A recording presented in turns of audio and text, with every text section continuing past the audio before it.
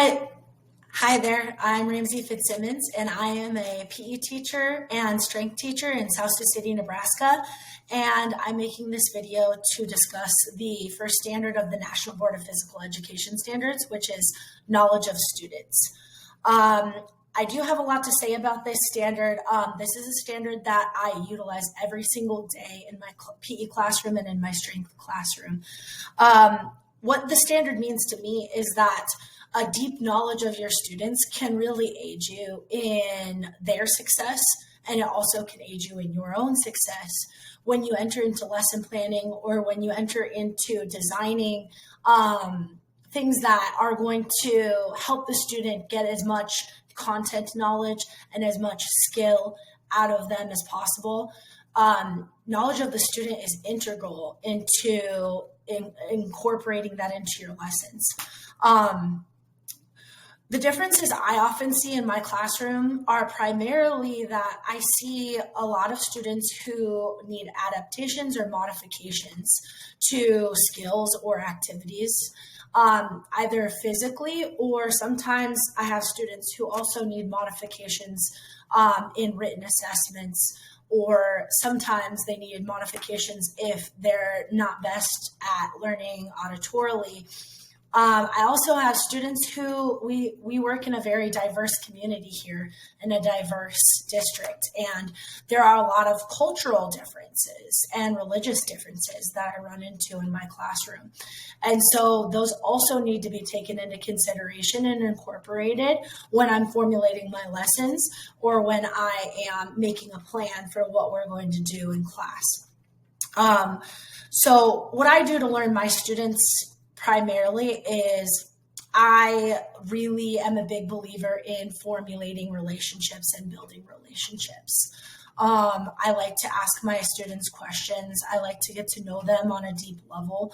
And because of that, I tend to get to know them culturally and religiously. They share with me what their needs are. For example, I have many students who are Muslim.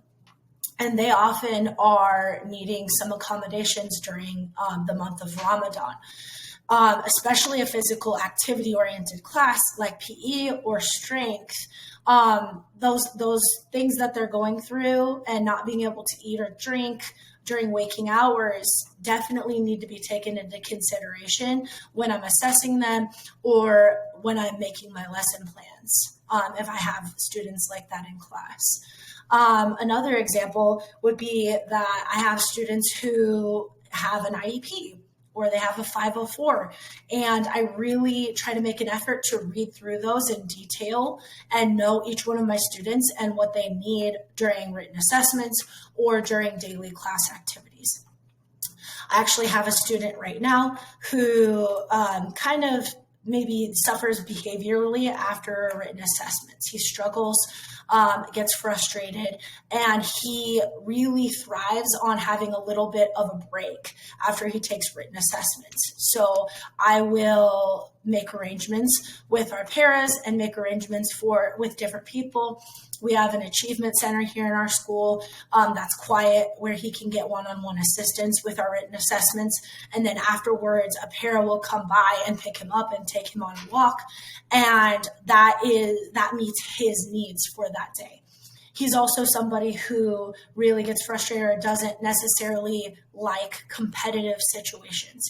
So if we're playing a game in class that's uber competitive and I know that he might get frustrated or upset, I will incorporate him into the game in a way that takes the pressure off of his shoulders. Like, for example, we're playing capture the flag right now with our class. And so I allow him to kind of be a ref of sorts. And that allows him to walk around and kind of see gameplay. And he knows the rules so well because he takes his reffing role seriously. And he learns all about the game, but he does so in a way that doesn't make him feel like pressure is on him or makes him feel like he is in a competitive situation. Two of the classes that I took with UNK kind of taught me these techniques and why I incorporate these things into my classes. One of the classes that I took was PE for developmental disabilities. And that really taught me a lot about how to deal with 504s and IEPs in a physical education setting, and why it's so important that we need to make modifications and adaptations and look at those before we ever even plan a lesson. Another class that I took was curriculum design and PE with Dr. Sweeney, and we talked a lot in that class about culturally responsive teaching and being culturally aware of our students and being aware of religion and all of those types of things. And so these are both things that I incorporate into my classroom and why I think knowledge of students is so important. My goal is for every student to feel capable and supported in PE, regardless of where they are beginning. And I hope that by knowing my students on a deep level, that they feel that in my class.